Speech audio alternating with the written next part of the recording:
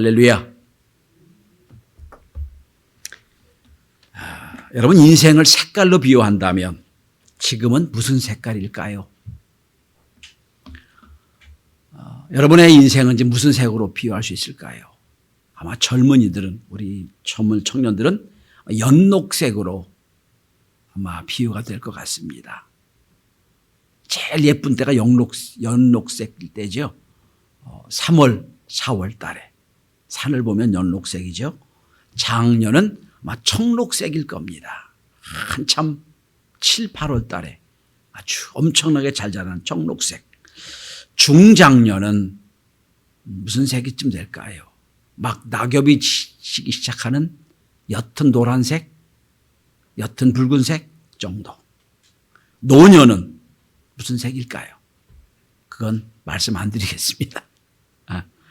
지금 여러분 보는 색들이 노년의 색쯤 되어버릴 것 같습니다. 여러분, 출애굽기, 민수기, 신명기, 소위 모세 오경, 지금 우리가 읽은 신명기를 색으로 비유하면 무슨 색쯤 되어버릴 것 같습니까? 구약의 앞에 창세기부터 시작하는 이 모세 오경은 무슨 색일까요? 색으로 비유한다면 제가 보기에는 암갈색 같이 보입니다. 암갈색. 왜냐? 배경이 사막이거든요. 사막에서 지금 되어지는 일입니다. 인생을 살다 보면 누구나 한 번은 인생의 광야라고 하는 때를 경험하게 됩니다. 가정 문제, 자녀 문제, 건강 문제, 또한 사업이나 또한 직장 문제 때문에 인생의 광야를 경험할 때가 있습니다. 오늘 본문에 말하는 성경의 모습은 광야를 얘기합니다. 광야 인생을 얘기합니다. 광야길이에요. 인생은 광야길로 표현하고 있습니다.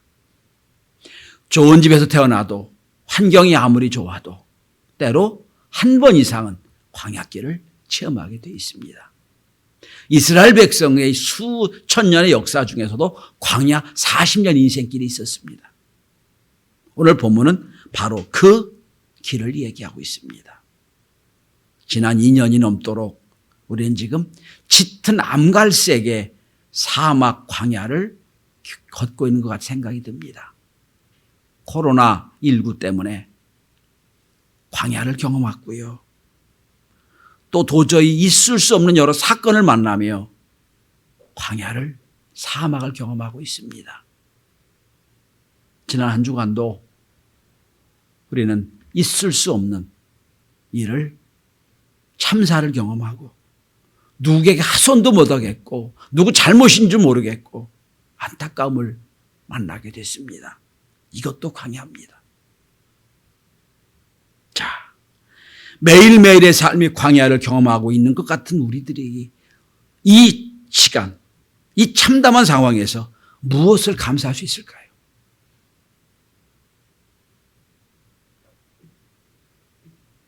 오늘 본문은 이스라엘 백성들이 광야 40년을 마치고 가나안 땅을 앞에 놓고 모세가 주신 말씀이에요. 광야 40년을 지나갔어요. 그리고 광야를 회고하고 있는 중입니다. 그리고 이제 가나안 땅에서 어떻게 살아야 될 걸 말씀하고 있는 게 신명기예요. 자, 오늘 본문에 곳곳에 나오는 단어가 있습니다. 2절에 기억하라, 5절에 생각하라. 광야 40년간을 참 암울한 세월을 보내왔지만 이제 여기 멈춰서 생각하라는 거예요. 기억하라는 거예요. 무감각하게 그냥 지나가는 것하고 깊은 묵상으로 보고 관찰하고 기억하는 것, 생각하는 건 다른 겁니다. 저는 이 광야를 지나고 오면서 이제 우리가 생각해 봐야 됩니다. 지금의 무엇인가? 이 상황에서 내가 뭘 할 수 있겠는가? 저는 요즘에 이태원 참사를 겪고 나서 아주 이 뉴스를 보기 싫어요. TV를 보기 싫다 안 봅니다. 매일 이게 무슨 뭔지 아세요? 누구 잘못이냐, 누구 잘못이냐, 국가 잘못이냐, 누구 잘못이냐. 책임은 져야 돼요. 그러나 지금 잘못 갖고 따질 때가 아니거든요. 여러분 지난 7년 전 세월호에 300명 아이들을 죽여놓고 잘잘못 얼마나 따졌습니까? 얼마나 많이 공청회라고 얼마나 많이 따졌어요. 지금 따진 거 있어요? 하나도 없잖아요. 그냥 희생양 하나 죽이고 없앤다고 끝나는 게 아니에요. 시스템 문제인데 이거 분명히 바꿔야 되는데 그 얘기는 아무도 안 해요.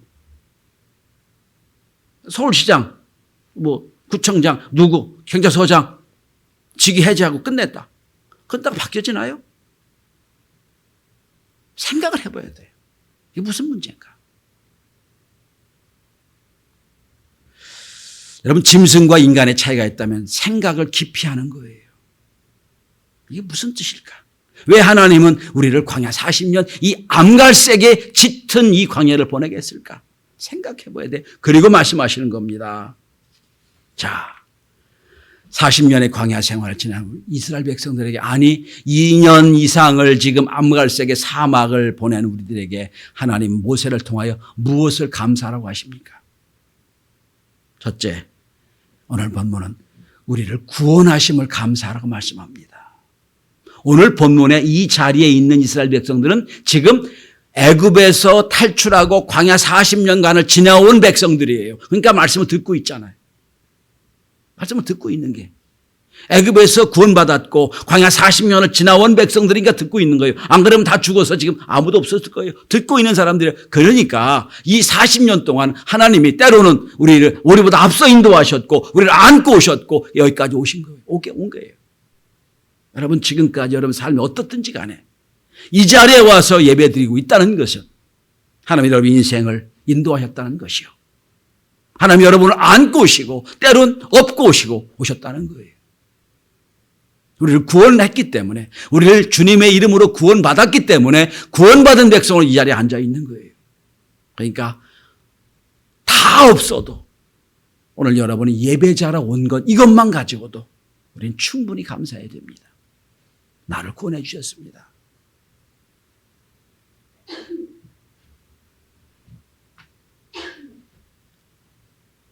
오늘 본문은 매 절마다 주어가 하나님이에요. 2절 내 하나님 여호와께서 3절은 주어가 생략이 됐죠. 하나님께서 생략이 됐습니다. 4절도 마찬가지입니다. 하나님께서 생략이 됐습니다. 내 인생 네가 주인같이 보이지만 아니야. 내가 너를 안고 업고 먼저 가서 인도했다. 여기까지 오겠다. 이 말씀을 하고 계시는 거예요. 그러니까 40년 너희들이 지난 거 아니야. 내가 너를 인도해 왔어. 그래서 여러분 출애굽기 23장에 보면 앞서 인도했다고 돼 있고요.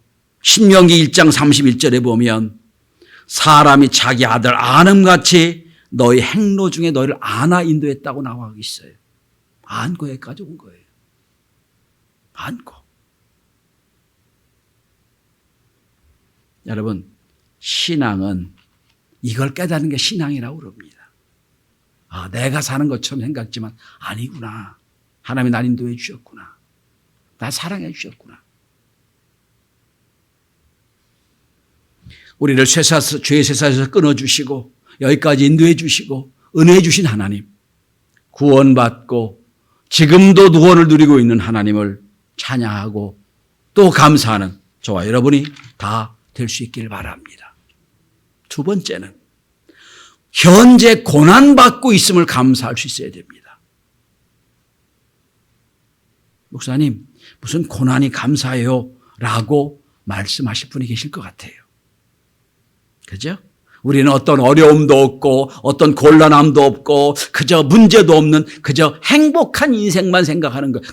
그때만 감사도 생각을 해요. 근데 여러분, 의사들은 말합니다. 제일 위험한 사람이 누군 줄 아세요?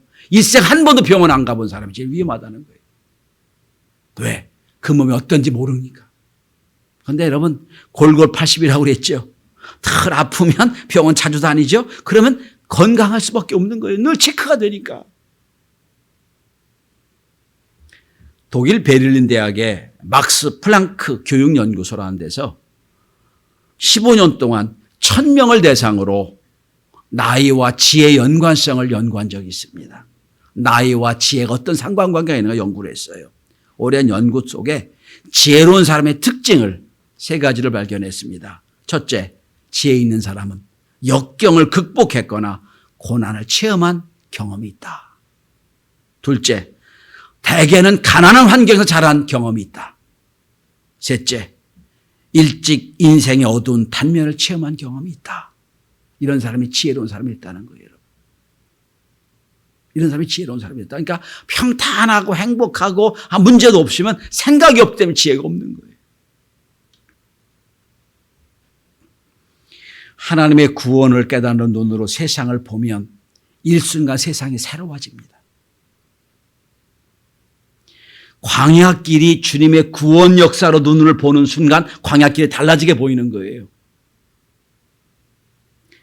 초현실주의 화가 파울 클레라는 분이 있습니다.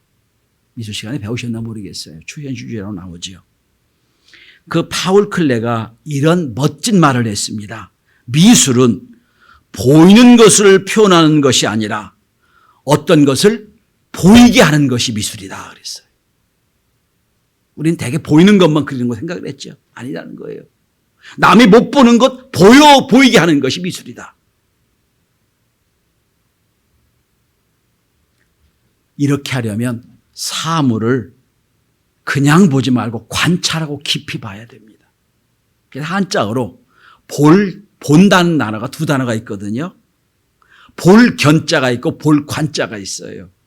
볼견, 그냥 눈으로 보는 거예요.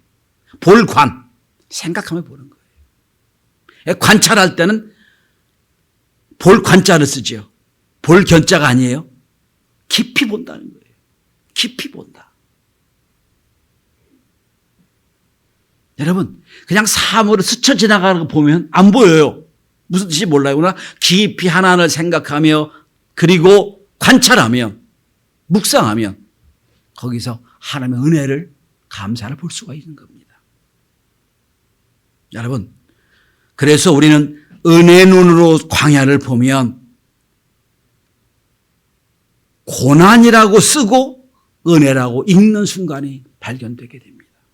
분명히 고난이야. 쓰긴 고난으로 썼어. 읽기는 은혜라고 감사라고 읽는 때가 옵니다. 오늘 본문에 광야에서 이스라엘 백성이 받은 고난이 두 가지로 나옵니다. 많은 고난이 있지만 본문만 얘기하면 두 가지가 있어요. 자, 첫째는 광야길을 걷게 하신 거예요. 오늘 본문 한번 보십시오. 2절입니다. 내게 광야길을 걷게 하신 것을 기억하라. 광야길을 걷는 거예요. 여러분, 깊이 생각해 보십시다. 깊이. 여러분, 경치 좋은 길도 하루 종일 걸으면 지루하고 피곤합니다. 그런데 여러분, 매일 똑같은 환경을 40년을 지나가 보세요. 여러분. 광야 바뀌는 게 없어요. 똑같아요. 매일 똑같은 환경을 40년을 지나본다고 생각하세요. 얼마나 지루할까요? 얼마나 힘들었을까요? 여러 해 전에 우리 지방 목사님들하고 그리스 로마를 이제 유적지, 터키까지 이렇게 유적지를 여행한 적이 한 번 있어요.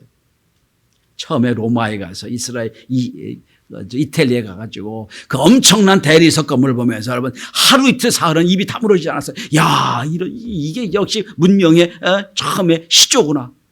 네, 여러분 사흘 지나니까요 그 돌이더라고요. 그 돌이야. 똑같아. 이 돌이고 똑같아. 나만 그런 거 같아. 다 그렇다는 거예요. 여러분 아무리 획기적이고 아무리 좋은 길도 여러분 한 3, 4일 지나면 똑같아요. 근데 여러분 똑같은 길을 40년을 지나고 본다는 거예요. 얼마나 힘들었겠어요. 여러분. 그게 광야길이에요.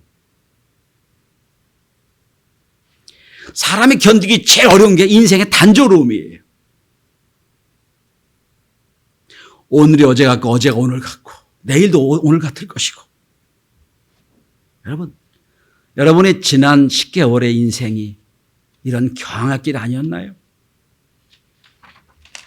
때론 벗어나고 싶기도 하고 때론 좀 피하고 싶기도 하는데 피할 수 없어요. 벗어날 수 없어요. 그냥 그 길을 걷는 거예요.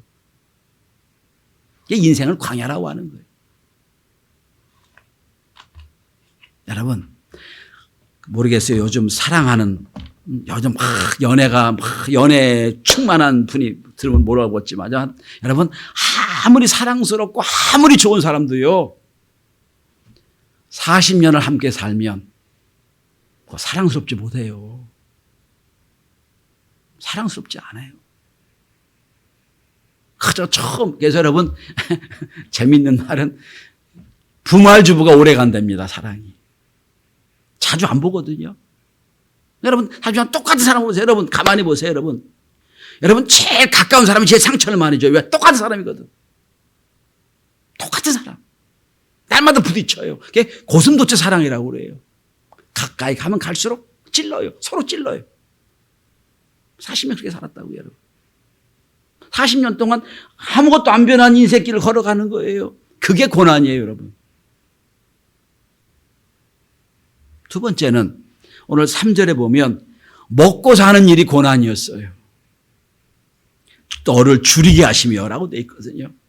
네, 여러분, 출애굽기 16장 4절에 보면 성경 이런 구절이 있어요. 너희를 위하여 하늘에서 양식을 비같이 내린다고 그랬어요. 여러분, 만나를 비같이 내렸다고 그랬어요. 근데 오늘 본문은 줄였다고 되어 있거든요. 굶주렸다고 되어 있는 거예요. 이게 무슨 뜻이에요? 아니, 한쪽은 비가 만나가 비처럼 내렸다고 그러고 한쪽은 줄였다고 그러고. 무슨 뜻이냐면 여러분,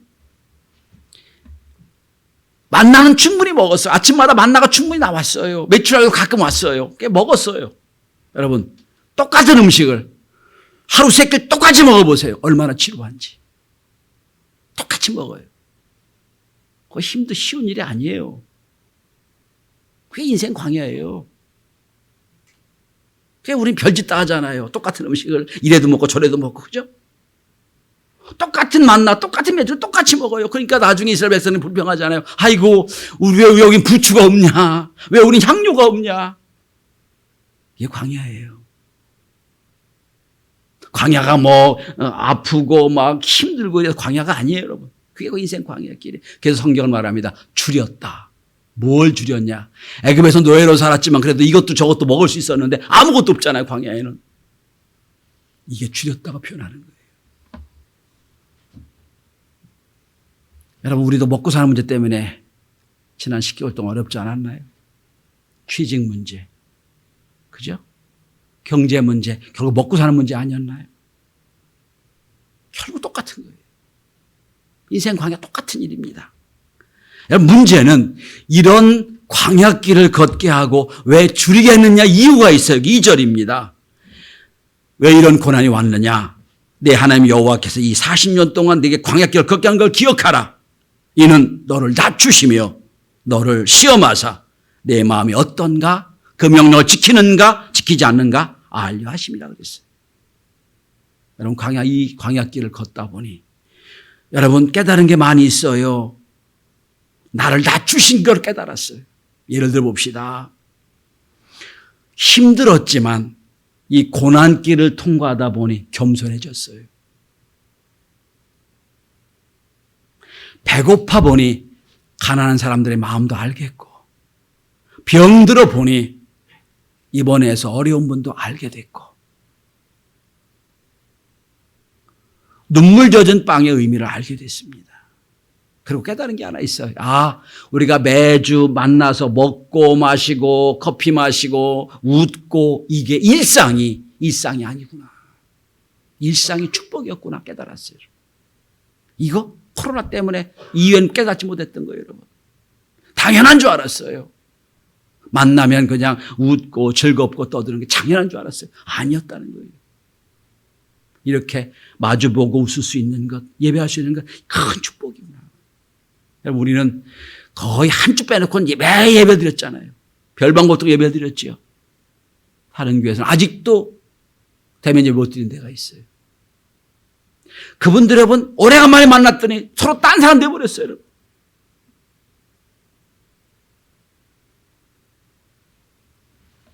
나를 낮추시려고 이걸 알게 하시는 거예요. 그리고 하나님을 잘 알게 하시려고 고난을 주셨다 성경은 말씀합니다. 그래서 이 모든 광야길의 최종 목적이 뭔지 아세요? 하나님이 누군지를 알라고 말씀하시는 거예요. 광야길에 고난을 당할 때 일이 일비한다면 우리는 깨닫지 못해요. 고난의 의미를 알아야 돼요. 아, 나를 왜 고난을 이 40년 지키게 했을까? 여러분, 이스라엘 백성 40년 광야길을 통과하고 그렇게 겸손하게 훈련시켰는데 불구하고 가나안 땅에 가서 다 변화되잖아요. 바뀌잖아요. 40년 훈련시켰는데 불구하고. 그렇죠? 바뀌잖아요. 또 완전히 바뀝니다. 이게 우리의 모습이에요. 그래 시편 119편 27, 72절 이렇게 고백합니다. 고난당하는 것이 내게 유익이라. 이로 말미암아 내가 주의 율례를 배우게 되었나이다. 고백하는 거예요. 고난의 유익이었습니다. 이 고난이 없었더라면 내가 교만하고 기고만장해가지고 내 멋대로 살았을 텐데 하나님 나를 겸손하게 만들었습니다. 하는 거예요. 이제 돌아보니 줄이게 하신 것도 광야를 걷게 하신 것도 하나님의 은혜였습니다. 지금 받고 있는 고난을 감사할 수 있어야 진정한 감사합니다. 자, 구원받은 것 감사합니다. 과거지요. 지금 광야길을 걸으면서도 감사합니다. 마지막 세 번째입니다. 왜 광야길에 감사해야 되느냐? 미래에 주실 축복이 있기 때문이에요. 자, 오늘 본문에 왜 이 혹독한 40년의 광야길의 결론이 뭔지 나와 있습니다. 7절부터 10절에 여러분 주목해 보시기 바랍니다.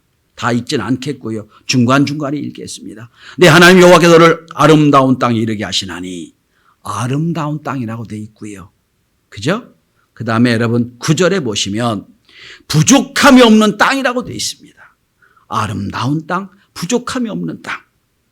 그리고 10절에 보면 옥토라고 되어 있어요. 그 땅을 주시려고, 가나안 땅을 주시려고 우리를 고난의 과정을 통과시킨 거예요. 그러니까 여러분, 해답은 앞에 있어요. 축복을 앞에 있고 그 축복을 얻기 위하여 하나님 우리 40년 고난 받게 하신 거예요. 왜? 훈련시키려고, 깨닫게 하시려고.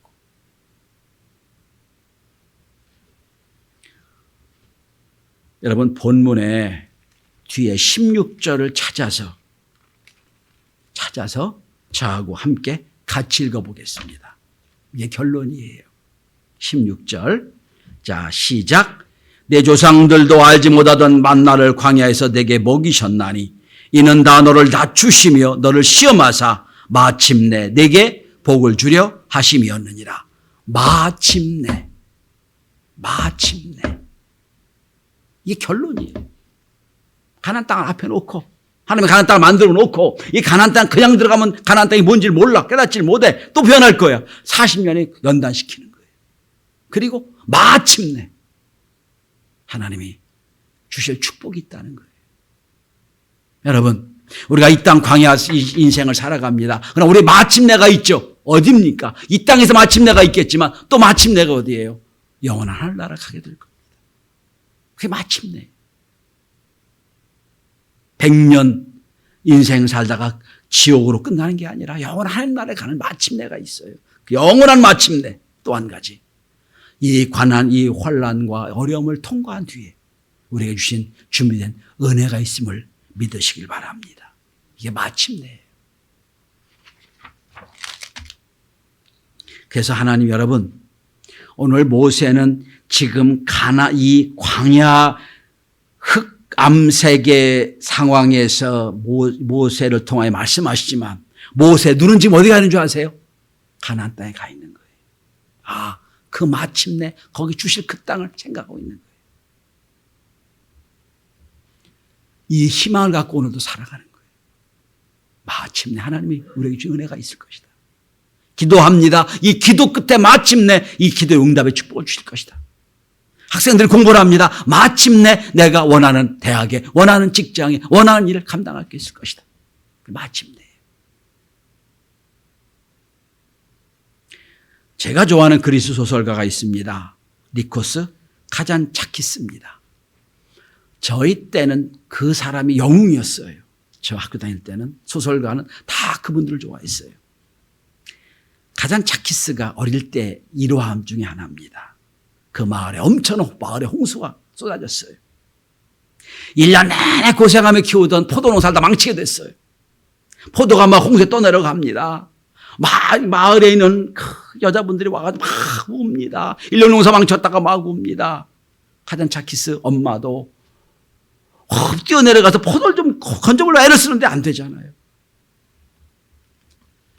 망연자실하게 문간에 서서 입술만 깨물고 있던 카잔차키스 아버지에게 카잔차키가 다가갑니다. 아버지, 포도를 다 잃어버렸어요. 아버지가 하는 말입니다. 시끄럽다. 우리는 없어지지 않았잖아. 이게 카잔차스키가 생각하는 인생이에요. 우리는 없어지지 않았잖아. 여기서 나오는 소설이 히라빈 조르바입니다. 전 이걸 희망이라고 생각합니다. 환경을 다 잃어버렸어요. 다 없어져 버렸어요. 그러나 나는 붙잡고 있어요. 시끄럽다. 우리 잃어버리지 않았잖아. 우리 남아있잖아.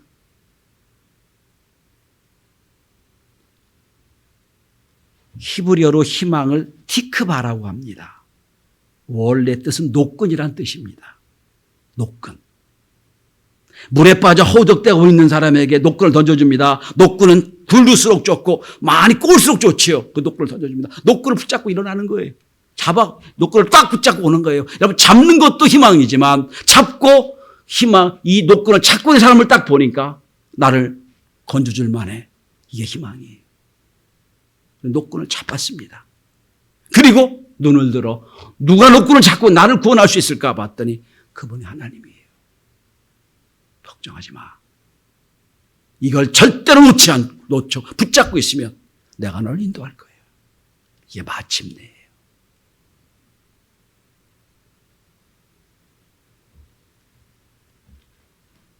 제가 아는 목사님이 여러분 이번에 이태원 해밀턴 호텔 바로 옆에 있는 이태원 교회 목사님이에요. 거기서도 몇 명이 희생당했답니다. 목사님, 이번 주 설교 뭐 했으면 좋겠어? 물었을 때 제가 이 얘기를 해줬어요. 카잔차스키 일화를 설명해봐라. 다 잃어버렸지만 그래도 하나님 나를 잊어버리지 않았잖아.